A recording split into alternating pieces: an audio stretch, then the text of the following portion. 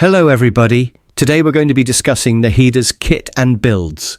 Nahida is a support character if we're talking at C0. She's the best at dendro application and buffing a character's elemental mastery. You will discover more as we go through her kit. Her normal attacks are your typical catalyst's normal attack.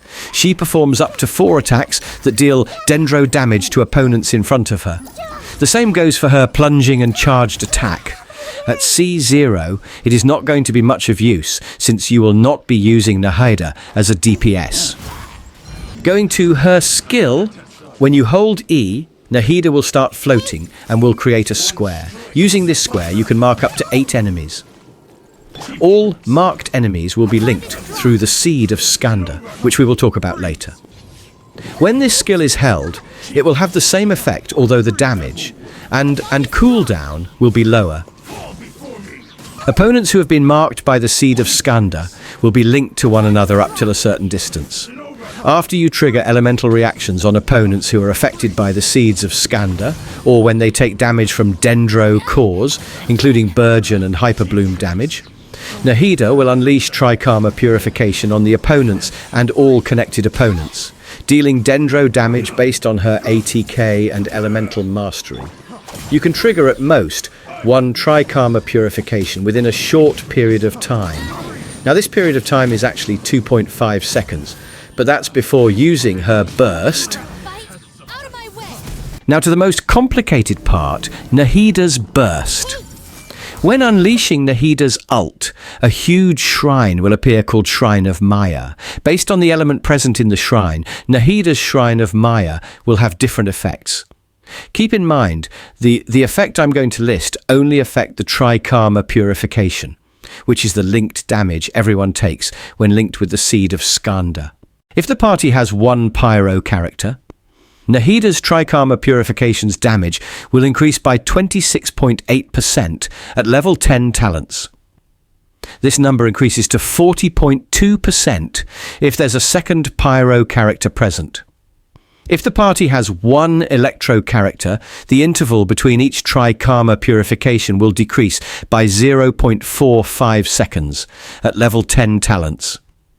The interval will decrease by 0.67 seconds if there is 2 electro characters, so essentially it goes down from 2.5 seconds to 2.05 seconds or 1.83 seconds. If the party has 1 hydro character, the ult's duration will increase by 6.02 seconds. When a second hydro character is present, this number goes up to 9.03 seconds.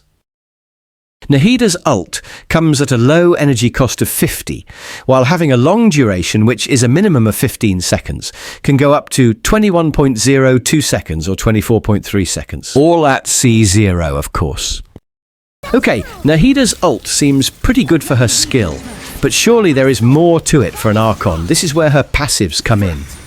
Her first passive read, the elemental mastery of the active character within the shrine, is increased by 25% of the elemental master of the highest character.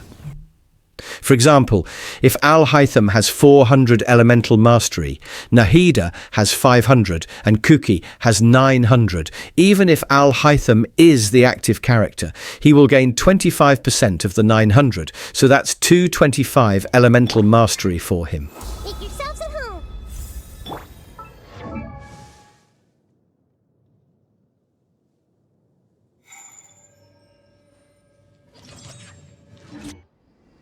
Her second passive reads, each point of Nahida's elemental mastery beyond 200 will grant 0.1% bonus DMG and 0.03% crit rate to Trikarma Purification from all schemes to no. A maximum of 80% bonus DMG and 24% crit rate can be granted to Trikarma Purification in this manner. Her third passive is good for farming. Nahida can use her skill to interact with some harvestable items within a fixed AoE. For her weapon, her SIG is of course the best choice, but for a free-to-play choice, the Sacrificial Fragment is in the top of the list. The Widsith also can help, but it's honestly based on luck, so I recommend sticking to Sacrificial. For her artifact, Deepwood Memories is also a top choice. It will give you 15% more dendro damage and decrease the dendro rays of enemies by 30%. Of course, we'll need to have as much of elemental mastery as possible, and if doable, have some energy recharge. For her talents, you can focus only at her skill and burst. Her normal attacks are not important if you play her as support, which is the standards practice with C0 Nahida. So I play her in a Hyperbloom team. I will explain how Hyperbloom works. When an opponent has Dendro applied to him and comes in contact with Hydro, or vice versa, they will drop a Dendro core. When this Dendro core comes in contact with Electro, it will deal massive damage based on the Electro character's elemental mastery and set. I see everything! The Temple of Wisdom! Ring Cutter! Dissipate! Deflect!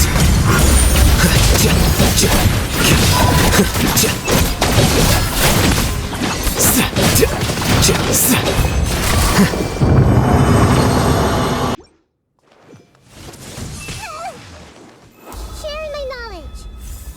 Let me weave you a verse. Know my sword. Stand with me. Scatter!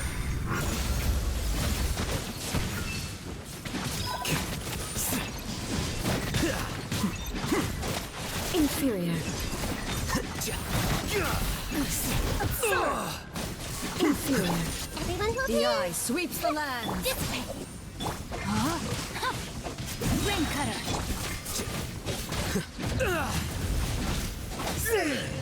Only emptiness. Oh.